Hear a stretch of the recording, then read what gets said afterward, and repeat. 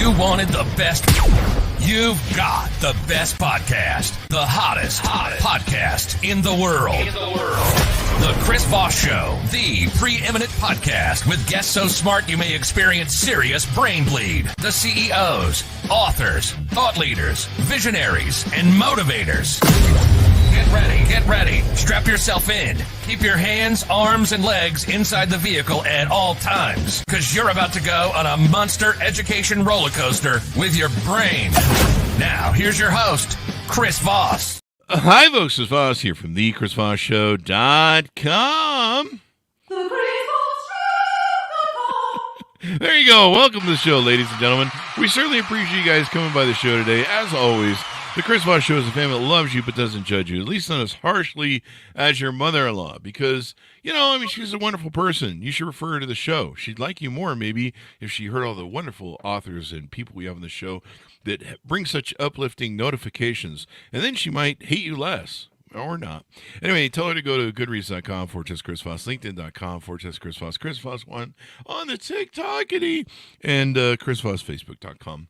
We have an amazing, prolific author on the show, multi-book author, I should say. Jack Katzenbach is on the show with us today. He's launching his newest series and book.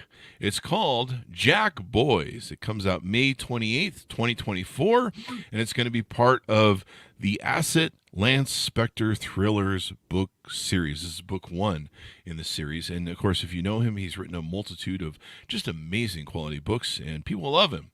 That's what I hear on the Amazon reviews. People love him.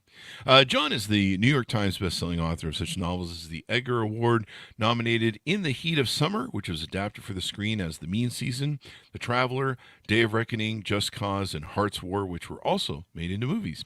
The Shadow Man, another Edgar nominee, State of Mind, The Analyst, and The Madman's Tale. He's been a criminal court reporter for the Miami Herald and Miami News, and feature writer for the Herald's Tropic magazine. He lives in Western Massachusetts. Welcome to the show, John. How are you? Hi, Chris. I'm fine. How are you out there? I am great.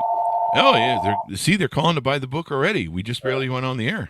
Hang on a second. Let me just get rid of that. From AJ Katzenbach. There we go. Sorry. No problem. There's a lot of calls coming in there. There we go. We just went live, man. They're calling you already. What a modern world we live in. Isn't it, though? Sounds like you still have a phone. That's kind of weird. It's every so often you sort of embrace certain dinosaur aspects of life. Like still having a landline. Yeah. And a heating system that seems to work, that kind of stuff. Yeah. My mom still has a landline. I think she finally gave up the AOL account about 10 years ago. But I haven't. You still have your AOL thing? Well, there was that wonderful ad where the guy held up the flip phone and said, "Well, if it isn't broke, why would I switch it out?" Right? Sure. And anyway, so like I say, I try to be modern in the books. Yeah. But I have this deep, dark dinosaur soul. There you go. Well, it helps write good books, evidently. If it ain't broke, why fix it? That's what I said about my first 10 marriages and divorces. So give us a .com for you so people know where to find you on the interwebs. Oh, it's just johnkatzenbach.com. There you go. And it's very, very simple, and you can find all my books at Amazon. You can find them at Blackstone, my new publisher. You can find them. Hopefully you can find them in bookstores, but there aren't as many bookstores still standing out there. Sure. That's true. We love bookstores, by the way. So give us a 30,000 overview, your new book, Jack's Boys. It's a simple premise. It came from the notion of, do you ever know what your teenagers are doing? Sorry about that. And Call from. There you go. I mean, do you ever know what that's my ex-teenager, my daughter calling. Oh, maybe they're just trying to get to you out of your car's warranty. Right, exactly. But anyway, the book is about a unique group of serial killers, 5 of them. who have formed what for lack of a better term is a chat group, in the dark web, and where they feed off of each other's homicides. Oh, wow. And they have a sort of relationship with they like to model themselves in a modern way after Jack the Ripper. Mhm. What happens is they're online one day talking to each other, and they get hacked by a pair of teenagers. And the teenagers do what teenagers do: insult them. And fundamentally, what it is you've insulted the wrong people. Yeah, definitely. So they come after the teenagers to, quote, teach them a lesson. And it is how the teenagers and their families, extricate themselves from this rather significant dilemma. That's the book. Wow. Do the teenagers know what they've gotten themselves into, that these guys are serial killers, or they find out later? They have this image, but they react the way all teenagers do. Yeah, they don't believe anything. Yeah. What are you guys? Some kind of wannabe kill, and in other words, what they say is enough to trigger a fairly substantial reaction on the part of these killers. I can imagine. Yeah, you might want to. Yeah, I usually don't pick fights with serial killers. That's my policy. You and I are adults, Chris. We would keep our mouths shut. Yeah. I don't pick fights with serial killers. That's a policy of mine. That's one of my policies I keep around. Yeah. Don't pick fights with serial killers, and don't pick fights with anybody. You never know who's who anywhere. Right. True enough. Yeah. True enough. That's also something I have with my 10 ex-wives and divorces. So anyway, now this is part of a new series you're calling not exactly. It's sort of part and parcel of a series of books that sort of deal with how best to put this. People having to take responsibility for actions that are imposed upon them. Oh. And we live in this world where it seems to me that we have responsibility is always a huge issue. Mm-hmm. And what I try to probe as an author and as a writer are those events that are where people have to seize their own, find their own answers. Mm-hmm. Instead of having them delivered to them. Oh. And that's the sort of foundation for any psychological thriller. Mm-hmm. There you go. What made you come across this idea?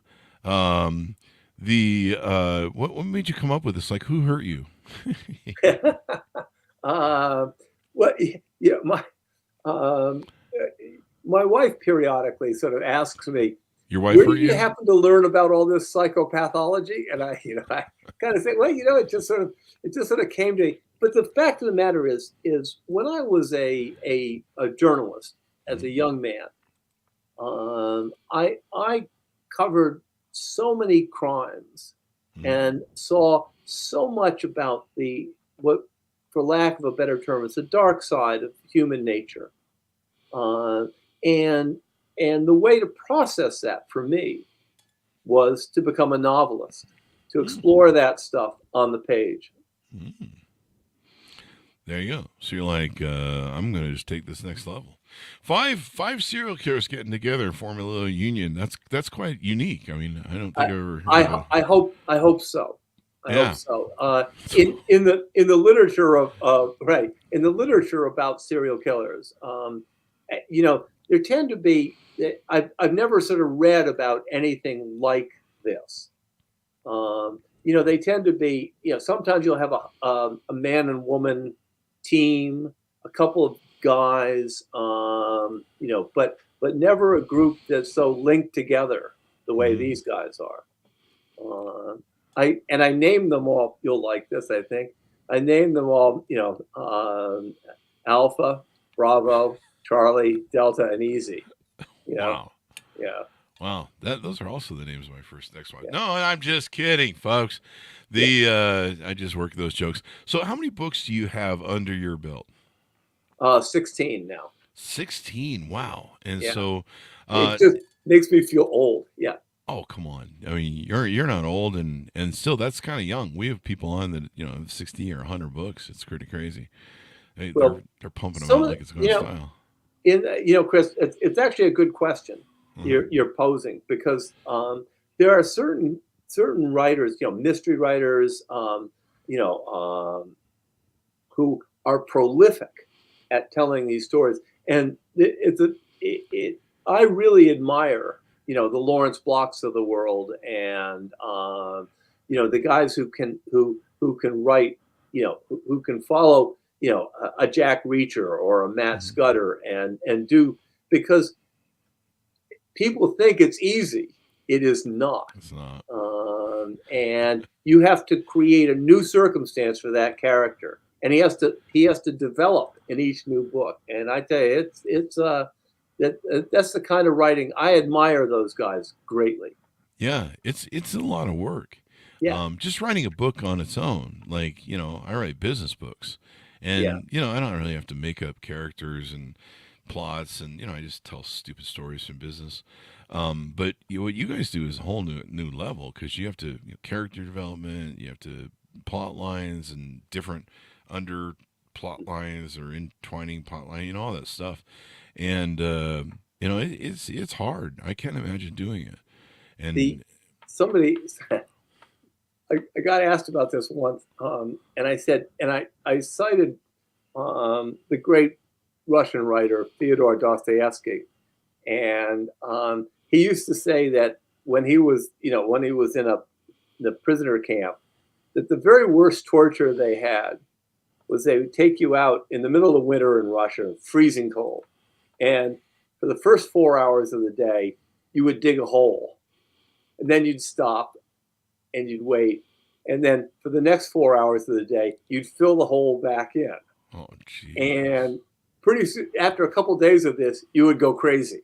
Yeah. And sometimes I think that's what writing a novel is like. You're just digging a hole and then filling it in, right? So I suppose in a way, there's a certain kind of craziness involved, and certainly,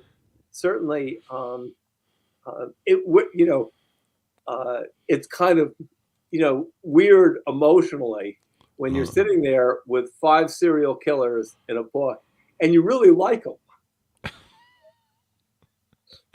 your wife keeps one eye open when she's sleeping with you at Yeah, night, doesn't she? I can tell. Yeah. yeah. Yeah, she makes sure she keeps the knife in a private drawer where only she knows where it's at. A fully cocked 9mm would probably Yeah, she's do the probably got job one just under as her well. pillow at The any given time. barbed wire around certain parts of the house, Yeah. that Yeah. razor wire usually. Yeah. She's got Yeah. like 10 guns in every room, and Yes. knows where they're all at, had a moment's notice. Women are I'm funny. actually I'm actually very fortunate. My wife is was a journalist too, a Pulitzer Prize winner, Oh, wow. and she's familiar with the craziness that is epidemic in the world. There you go. Yeah, and sadly there are. I mean, you worked the Miami papers. Yes. So, you got the Florida man going on there. That must have been quite interesting. Let me, when I was at the Herald, we used to play a game where we would make up a story and say, is this story going into the paper the next day? And the reality was, a lot of times nobody was making anything up. It was so crazy. And the game got ended finally, when the famous criminal crime and punishment reporter Edna Buchanan came up with a story about a scuba diver who had found looking for lobster on the bottom of the ocean, and came up with a crab that had something in its claw, Mm-hmm. and that claw turned out to be a finger with a ring on it. Ah. And she said they're arresting the guy whose wife that was. And nobody believed her. And that was, of course, on the front page of the paper the next day. Absolutely, word for word true. So, I mean, Miami was and remains to this day a place of extraordinary sort of craziness and yet wonderness too. Mm-hmm. There you go. Yeah, Florida. I mean, just never-ending stories there of crazy. I mean, it's an interesting place. I think it's the humidity that makes people lose their minds there, maybe a little bit. My friend's in Key West right now, and he was talking about the humidity, and he's like, "It's really bad, Chris. It's even worse than just being in normal Florida." Well, yeah. I mean, yes. Well, all of South Florida. I once in when I wrote Just Cause, which was also filmed, I had a paragraph where I described it was as if America got tipped up on a axis like this, and all the really crazy people just sort of flooded into Florida, just rolled right in. So Yeah, which pretty much Ted Bundy proved that to be true. pretty much. Yeah, and then he moved, and then he went to Utah. So he moved the crazy from Florida to Utah. So there you go. On the book, what more can you tease out? We can't usually give away too much in the middle and the end, of course, because it's a novel. Yeah. Happily, the main characters are, of course, the 5 serial killers, and these 2 very rebellious teenagers, and the boy and a girl, and the boy lives with his grandparents, one of whom is a Vietnam vet with his own sort of very, very dicey history, and a grandmother who was a ER and ICU nurse. And what happens is, how do you balance as a writer? How do you balance these people? How do you find within them the means to confront and deal with these killers that enter their lives? And what was for me most challenging, and as you can imagine, was getting into the heads not just of the killers, but of teenagers, so that their behavior rings true.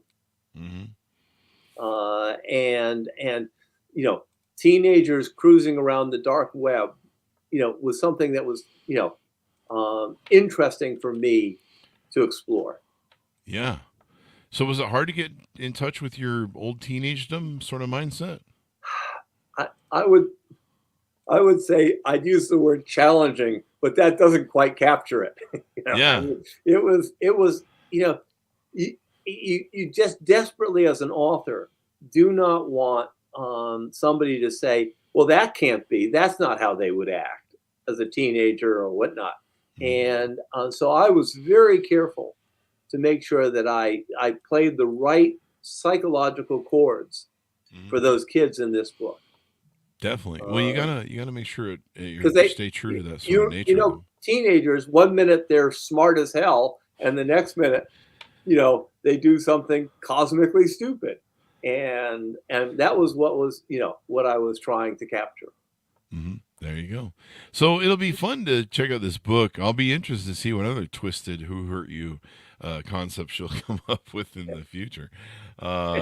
This one's pretty unique. I mean, serial killers are bad enough when they're on their own and coming up with their very dark ideas. But if they're going to get together and start comparing notes and trying to one-up each other, I mean, that doesn't sound like a fun world to live in. So I don't. Well, the interesting thing, Chris, on this was, as you can imagine, was that they are Jack's boys, and if you think about Jack the Ripper back in the 1880s, what did he do really? He manipulated the press. He taunted the police. He made everyone in an entire section of London, Whitechapel, terrified.